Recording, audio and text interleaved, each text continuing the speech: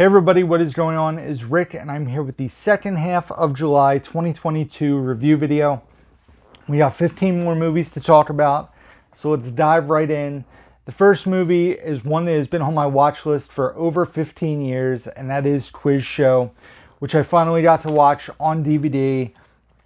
A star-studded cast with an intriguing plot, loosely based on a quiz show scandal from the 50s and 60s.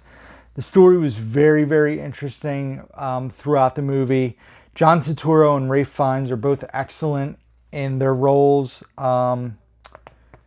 Basically, the movie ends and it kind of firms up and is a sad disappointment of how big corporations work and how it stands true, some 60, 70 years after, this took place, but still happens in the world. So Quiz Show gets a 4 out of 5. Really great movie.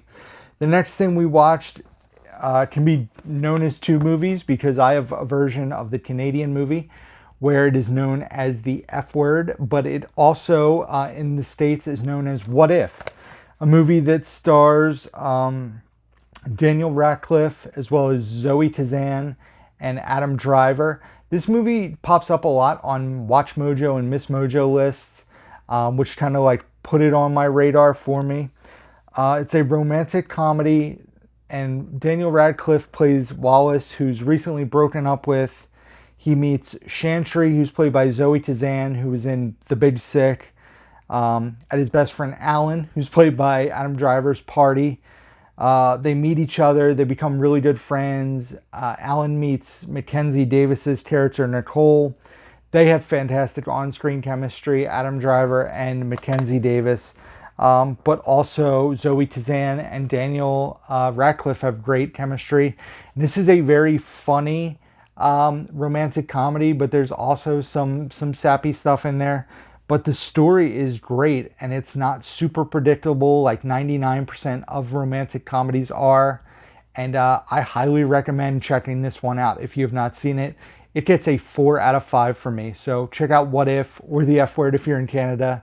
Like I said, I have the Canadian Blu-ray, which says the F Word, but it's known as What If here. So the next thing we watched was on Blu-ray, and it is a movie called Uma, which stars Sandra Oh.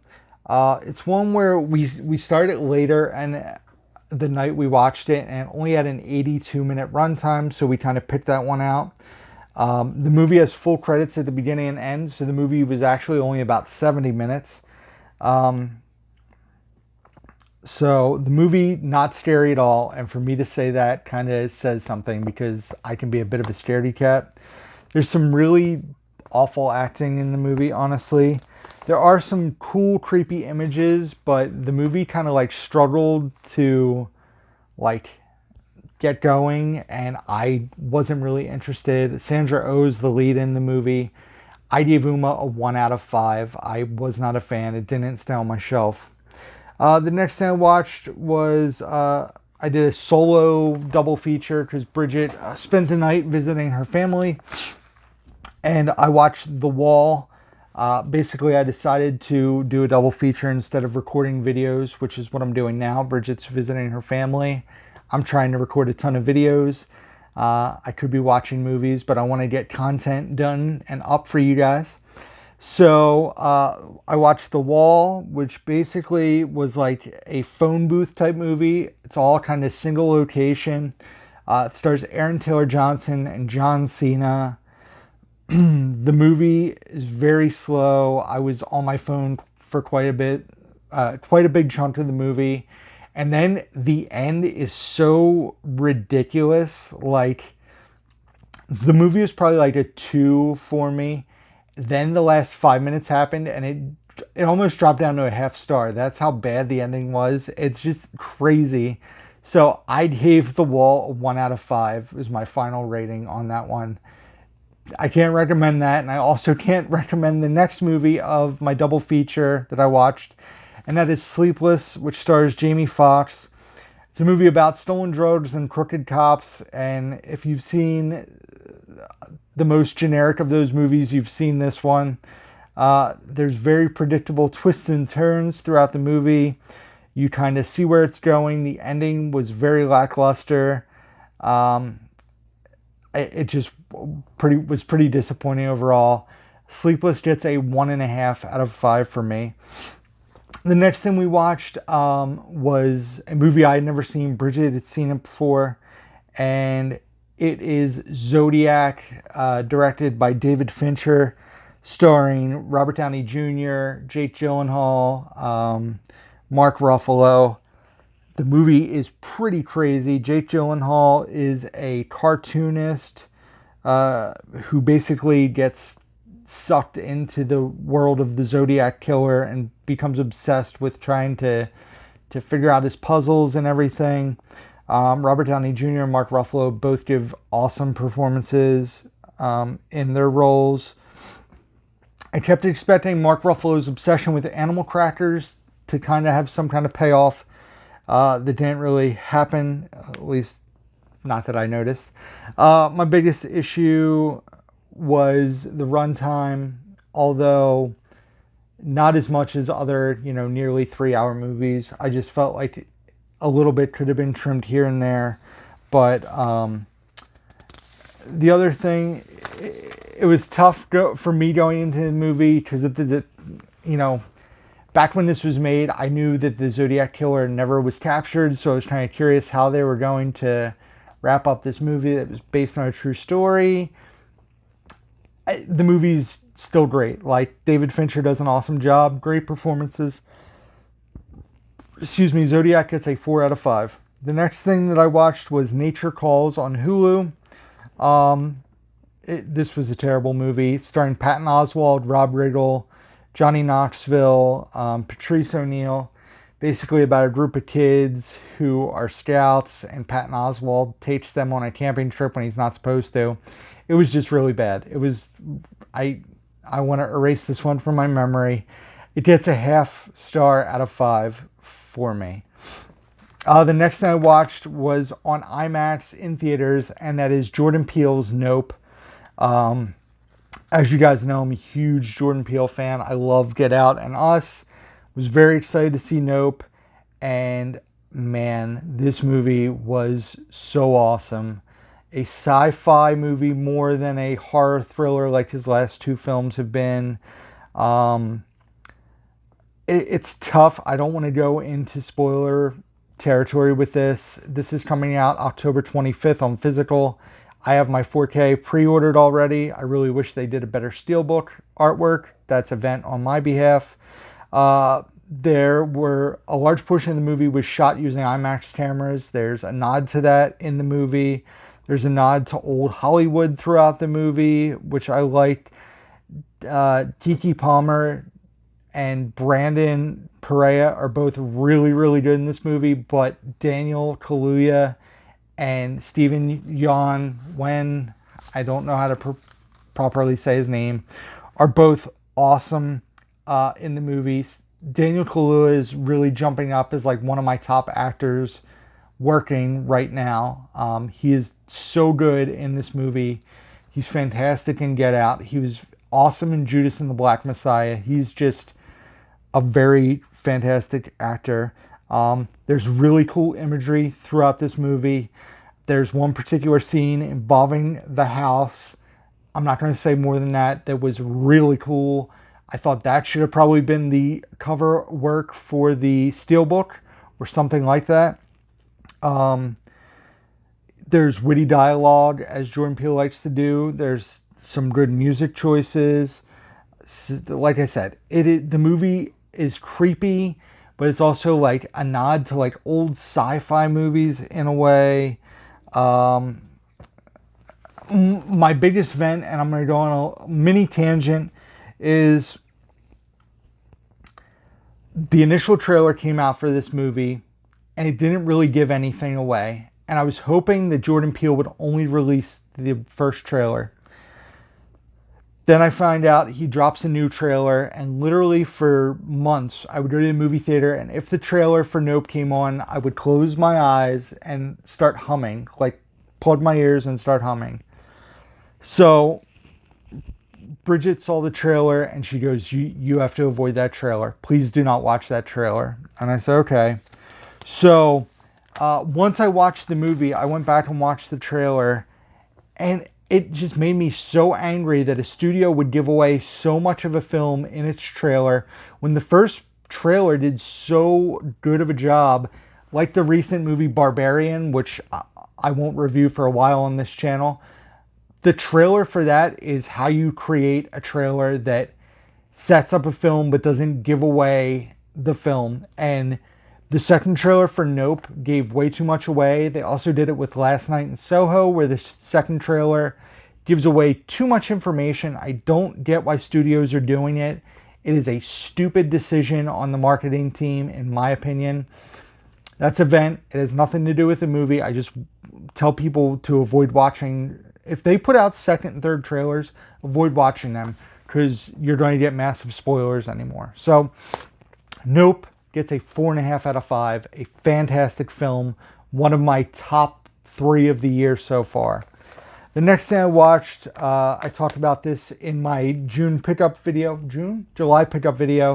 was The Wicker Man starring Nicolas Cage. Was not a fan of this movie. Bridget wanted me to watch it to see how ridiculous the movie was, and it was ridiculous. It was borderline unwatchable for me. And then I'm waiting to see the scene that everybody talks about, and I find out that that's not in the theatrical version. So we had to flip the disc and watch the unrated version, the end part of it, to see the bees scene. And the movie just became laughable at parts. The acting was bizarre, and I know it's meant to be a bizarre movie. But yeah, was not a big fan. I am excited about checking out the original version from the 70s. I give The Wicker Man a 0.5 star out of 5.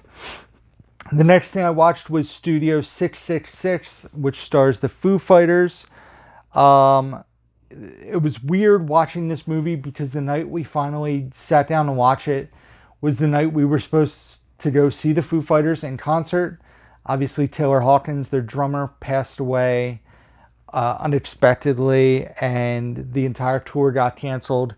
So the night we were supposed to go to the concert, we decided to watch Studio 666, which is a very funny B horror movie, very campy. I'm a huge Foo Fighters fan, so I love the music throughout. There's lots of fun cameos and appearances by Jeff Garland, Whitney Cummings. Other people have small roles in it that are pretty funny.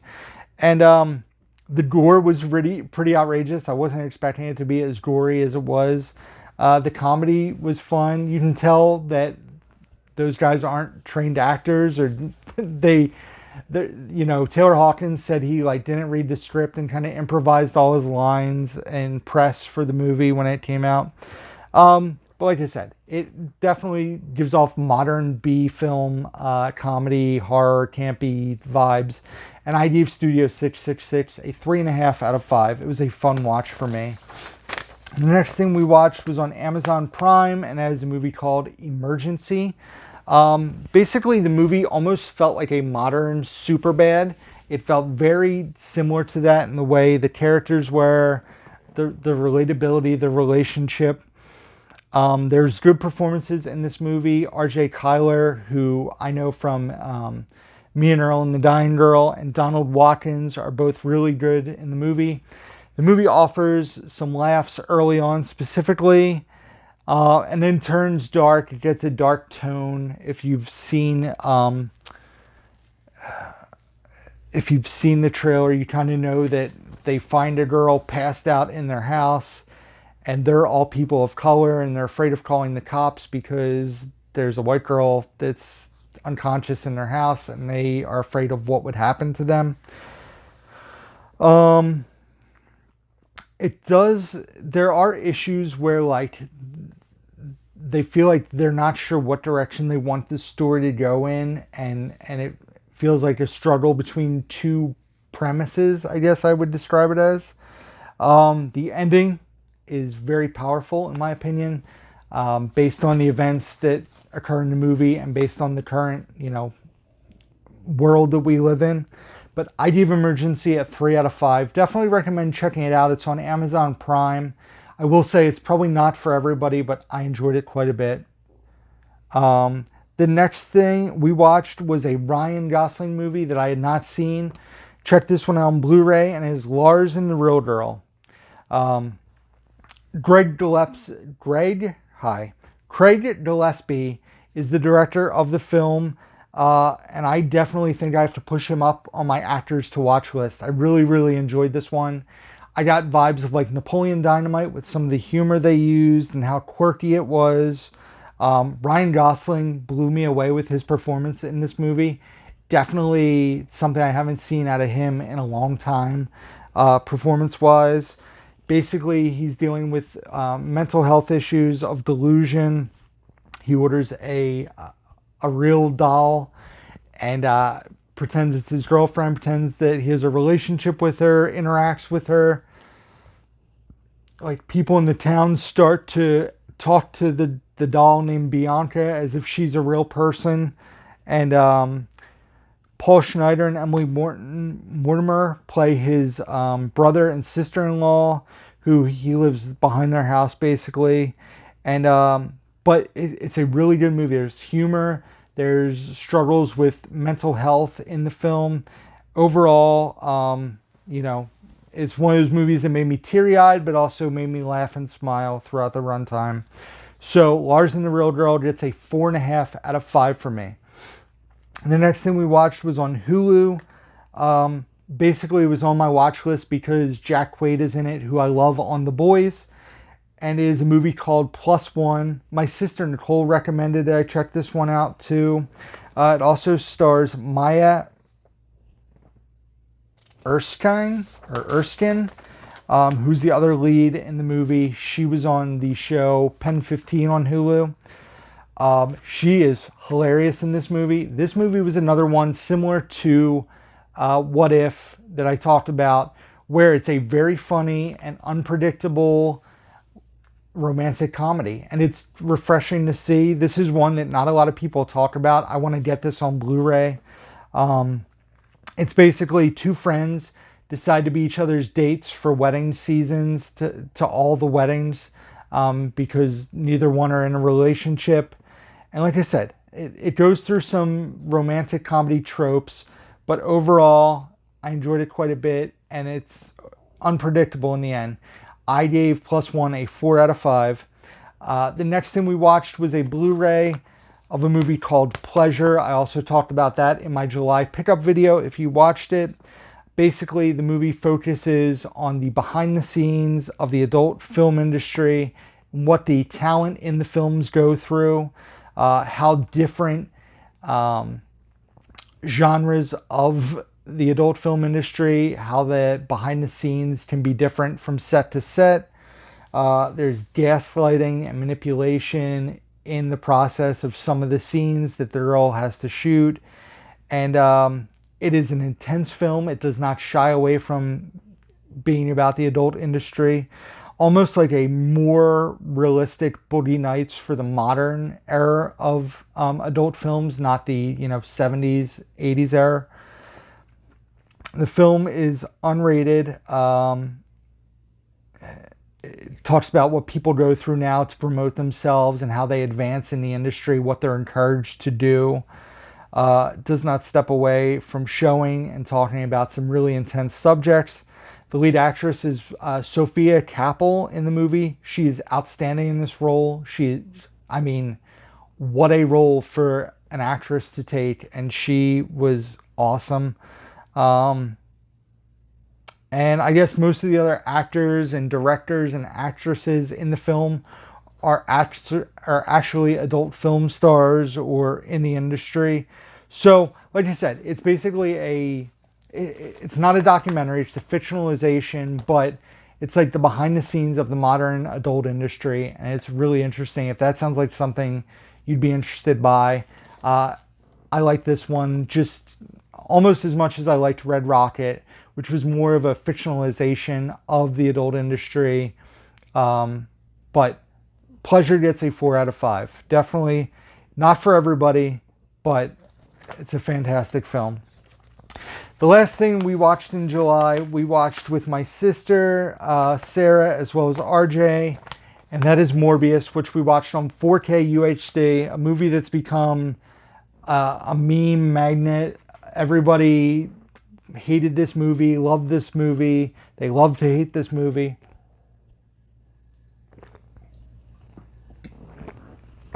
And I tried to go in with an open mind. I saw the trailer. The trailer looked intriguing. It looked a bit corny, but I went in with an open mind. And the movie has some of the most cringeworthy dialogue in a superhero movie that I have ever seen. Especially like for a big budget like superhero movie. Some of it was just really bad. There's a scene with Matt Smith where he dances that is really rough to watch. There are quotes that stick out in my head. One involving holy water, somebody not liking somebody when they're hungry are pretty laughable and sad to see in a movie like this. There was an early shot where Morbius first morbs, if you will, into a character and he's killing people and blood like splatters across the screen and it stays on screen for like 10 seconds while they're like still filming the action scene. I thought that was really cool, but that was the one thing that really stuck out in my head after watching this.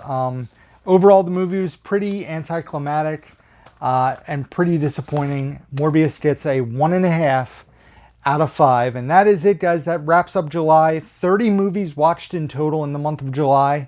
The surprise of the month I just talked about not too long ago, and that is Lars and the Real Girl. Ryan Gosling blew my mind in that movie. And like I said, Craig Gillespie is now on my directors to watch list when they put stuff out. I definitely need to check it out. And Hot Trash of the Month, we're talking a big flaming bag of garbage. As I read the entire review to you guys, Shattered. It definitely shattered my hopes and dreams because it was awful. And it's now erased from my mind. I've talked about it in my videos. I don't need to ever talk about it again. Don't watch Shattered. That is it, guys. So thank you for watching. Hopefully you enjoyed the video. Give it a thumbs up if you did. Check out the description box down below where you can find links to my Facebook, Instagram, Twitter, Letterboxd where I rate and review all the movies that I watch, my Amazon wishlist, my eBay store, my Blu-ray.com profile, all down there, along with my email address and P.O. Box. So thank you guys for watching. Until next time, who's down to movie?